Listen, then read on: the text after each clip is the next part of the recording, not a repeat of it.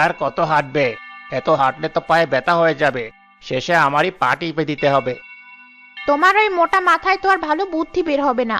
ভাবতে দাও কি করে ওই দোকানটা দূর করা যায়। মাত্র তো দোকানটা শুরু করলো, কিছুদিন চালাক, তারপর না হয়। চুপ করবে তুমি, গাধা একটা। ওরা একেবারে ধনী হয়ে গেলে তখন ভেবো। শোনো, আজ রাতে সবাই যখন ঘুমিয়ে যাবে তখন ওই দোকানে আমরা আগুন ধরিয়ে দেব। এত রাতে তুমি হাটে যাবে নাকি? গেলে গেলাম, তাতে কি। এখন বলো আমার বুদ্ধিটা কেমন হলো। হ্যাঁ হ্যাঁ হ্যাঁ, আমার বউ বলে কথা, বুদ্ধি তো হবেই।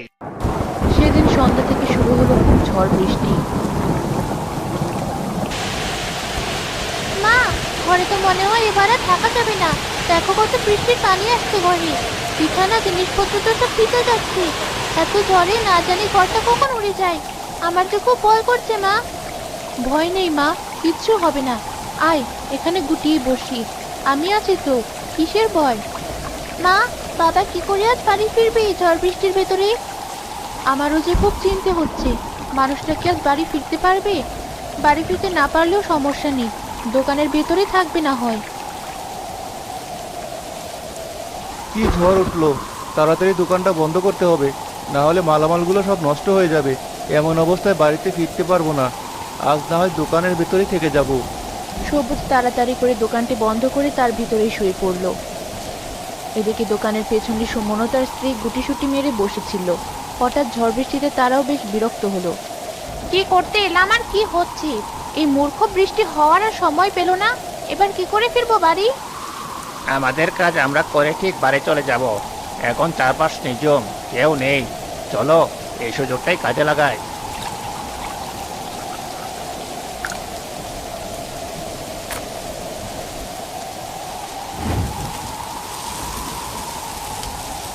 তাড়াতাড়ি চলো এবার, না হলে কেউ দেখে ফেললে সর্বনাশ হয়ে যাবে।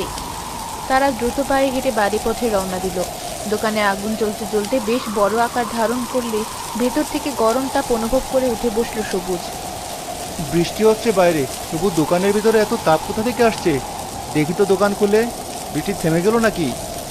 সবুজ দোকান খুলে দেখলো চারপাশে আগুন জ্বলছে, যার ফলে সে বাইরে বের হতে পারল না। এটা কি হলো? আজ যে আর এই আগুন থেকে নিস্তার নেই। আমার প্রাণটা কি এই আগুনেই যাবে? বাঁচাও, কেউ বাঁচাও! আমার দোকানে আগুন লেগেছে, বাঁচাও কেউ! বৃষ্টি না থাকলেও খুব জোরে ঝড় আর বাতাস হওয়ায় আগুন দ্রুত সারা দোকানে ছড়িয়ে পড়ল। এদিকে সবুজের চিৎকারও কারো কানে পৌঁছালো না। আস্তে আস্তে পুরো দোকান পুড়তে লাগলো। হঠাৎ আবার জোরে বৃষ্টি হওয়ায় আগুন নিভে যায়।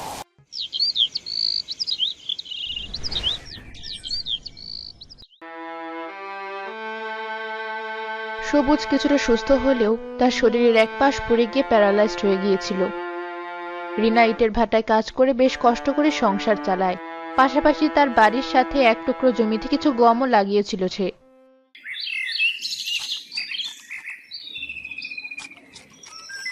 ওঠো, এই ওষুধটা খেয়ে নাও। তোমাকে কতবার বলেছি আমার জন্য ওষুধ আর এনো না। এত কষ্ট করে রোদে পুড়ে ভাটায় কাজ করছো, টাকাগুলো রেখে দাও, অসময়ে কাজে লাগবে। চাচা, তোমরা কেন? আমরা কি তোদের বাড়িতে আসতে পারি না? না হয় জমি জমা নিয়ে একটু ঝগড়া লেগেছিল তোর বাবার সাথে, তাই বলি কি তোরা আমাদের পর? তোরা তো আমাদের আপনজন। যাই হোক, যে কথা বলতে এসেছি, জমিতে তো দেখছি ভালোই গম হয়েছে। এবার গম উঠিয়ে তোমরা আর ওই জমিতে চাষ দেবে না। কেন ভাই? জমিটা হিসাব মতো আমাদের, কষ্ট করে চাষ করেছে বলে এবার ছাড় দিলাম। পরিত্যক্ত জমি ছিল ওটা। এত কষ্ট করে আমি আর মা জমিটা ঠিক করলাম, আর এখন বলছো জমিটা তোমরা নিয়ে নেবে? এত ছোট একটা মেয়ে কেমন মুখে মুখে তর্ক করে দেখো। তোদের বলার কথা বলে গেলাম, বাকিটা সময় হলে আমরা বুঝে নেব। বাড়ি চলো এবার। শুনলে তো তোমার ভাই কি বলে গেল। কিভাবে চালাবো আমরা এই অভাবের সংসার? না খেয়ে তিনজনেই ঘরের ভিতরে না হয় মরবো, তারপরে ও যা বলে তাই শোনাবো। মানুষ হিসাবে ও যে বেশি সুবিধার না, কখন কোথা থেকে ক্ষতি করবে বুঝতেও পারবে না। ও যে আমার আপন ভাই হয়ে ও এত শত্রু হিসাবে আমাদের কেন দেখে কে জানে। তরি, এই তরি, সে কখন থেকে ডাকছি, শুনতে পাচ্ছিস না? মা, তুমি আজ এত সকাল সকাল চলে এলে যে, কাজ নেই নাকি? না মা, মালিক আর কাজে নেবে না। সে ভাটা বন্ধ করে দিয়ে বিদেশে চলে যাবে। এবার আমাদের কি হবে মা?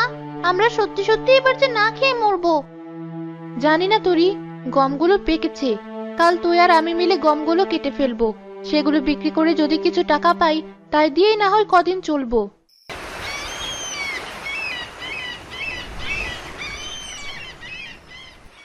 পরের দিন সকালে উঠে তরি ও তার মা মাঠে গিয়ে দেখলো একদল হাতি তাদের গমের ক্ষেতটা খেয়ে প্রায় শেষ করে ফেলেছে।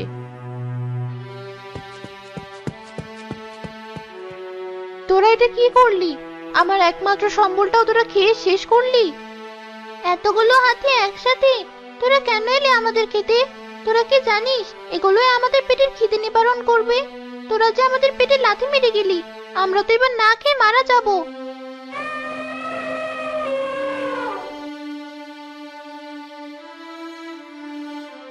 মা, বাড়ি চলো। এখানে তো আর অল্প কটা গম আছে, এগুলো আর কি করবি? ওগুলোই কেটে নিয়ে চল মা। ঘরে যে খাবার আছে তা দিয়ে একদিন চলবে। তার পরের দিন না হয় গমগুলো কুটে কটা রুটি বানিয়ে খাবো। একটা দিন তো চলবে। মা তরি, তোর অনেক কষ্ট হয়ে গেছে, তুই একটু বিশ্রাম নে। আমি রুটি বানিয়ে তোকে খেতে ডাকবো। আচ্ছা মা, বাবা পানি চাইলো, আমি বাবাকে একটু পানি দিয়ে আসি।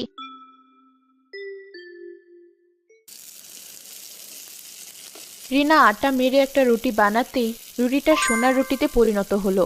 এমনকি যে পাতিলে রুটিটা রেখেছিল সেই পাতিলটাও সোনাতে পরিণত হলো। এটা কিভাবে সম্ভব? এ তো জাদু। তাহলে এই রুটিটা যে পাতিলে রাখবো সব কি সোনা হবে? তরির বাবা, তরি, এই দেখো। হঠাৎ রিনা হোঁচট খায় আর রুটিটা গিয়ে সবুজের গায়ে পড়ে। সাথে সাথে একটা উজ্জ্বল আলোয় আলোকিত হয়ে সে সুস্থ হয়ে যায়। আমি ভালো হয়ে গেছি। বউ দেখো, আমি উঠে দাঁড়াতে পারছি, হাত পা নাড়াতে পারছি। এটা কিভাবে সম্ভব? সবই জাদু রুটির জন্য। এমনকি এই রুটি যে পাত্রে রাখছে সেটাই সোনা হয়ে যাচ্ছে। সব ওই হাতিদের জন্য হয়েছে। ওই হাতিগুলো কোনো স্বাভাবিক হাতি না। সৃষ্টিকর্তা আমাদের ছোট জিনিসগুলো কেড়ে নিয়ে বড় জিনিস দিয়েছেন।